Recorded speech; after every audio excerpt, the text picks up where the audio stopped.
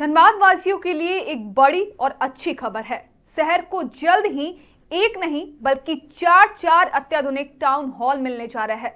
सबसे बड़ी सफलता आमाघाटा में मिली है, जहां टाउन हॉल के लिए जमीन हस्तांतरित कर दी गई है। नमस्कार, आप देख रहे हैं मिरर मीडिया, मैं हूं आपके साथ चंद्रा सिंह।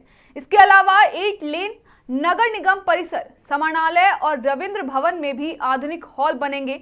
हालांकि सिक्के का दूसरा पहलू यह भी है कि जमीन की कमी के कारण शहर की 20 से ज्यादा बड़ी विकास परियोजनाएं अब भी अधर में लटकी हुई है। बता दें कि धनबाद में लंबे समय से बड़े सभागारों की भारी कमी रही है।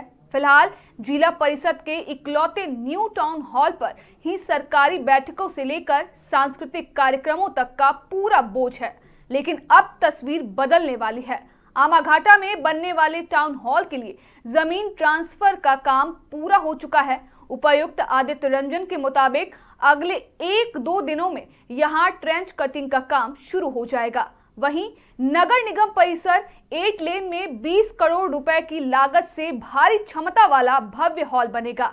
इसके साथ ही रविंद्र भवन व समाहरणालय को नया रूप दिया जाएगा और समाहरणालय में भी प्रशासनिक बैठकों के लिए नया हॉल बनेगा। इसके साथ ही 8 लेन क्षेत्र में प्रस्तावित ट्रेनिंग कॉलेज में भी लगभग 400 लोगों की क्षमता वाला ऑडिटोरियम बनाया जाएगा। इन शानदार प्रोजेक्ट्स के बीच धनबाद के सामने एक बड़ी चुनौती भी है। सरकारी जमीन की अनुपलब्धता के कारण जिले की 20 से अधिक महत्वपूर्ण विकास परियोजनाएं फाइलों में दबी पड़ी है। धीरे धीरे जैसे जैसे देख रहे हैं सर्किट हाउस पर काफी लोड रहता है, तो अभी सर्किट हाउस का भी अपग्रेडेशन चालू कर दिया है। उसके सामने जो आईबी बंगलो है उसके लिए भी राज्य सरकार ने 80 लाख रुपए आवंटित किए हैं। उसका भी रेनोवेशन चालू है, वो भी अपग्रेड हो जाएगा तो वो भी हम लोग यूज़ करेंगे। और जब दोनों ही यूज़ में पूरा सैचुरेट हो जाएगा तो ये भी यूज़ होगा। तो मुझे लगता है कि धीरे धीरे जो संसाधन धनबाद में लगातार हम लोग को देखने को मिलता है कमी थी, वो धीरे धीरे हम लोग उसको पूरा करने की कोशिश करेंगे। बताया था सर 2 टाउन हॉल और सैंक्शन है यहाँ। हाँ, एक आमाघाटा में अभी टाउन हॉल ऑलरेडी सैंक्शन है, जमीन हम लोग हस्तांतरित कर दिए हैं। अभी जमीन का ट्रेंच कटिंग चालू है, कल परसों में ही चालू हो जाएगा। तो एकदम 8 लेन सड़क पे one of the most prime location पे हम लोग बनाने जा रहे हैं। तो राज्य सरकार से उसका टेंडर हुआ।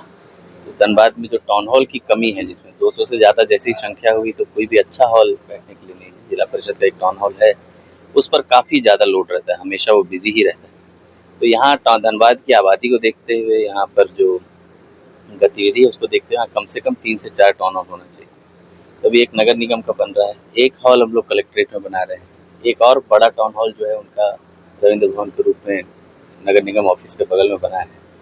ये 3 तो रेडी हो जाएगा। बाकी हम लोग एक और सैंक्शन करने का प्रयास कर रहे हैं। अभी कृषि विभाग का एक ट्रेनिंग कॉलेज अगेन आमाघाटा में ही एकदम 8 लेन पे हम लोग 3 एकड़ जमीन दिए हैं।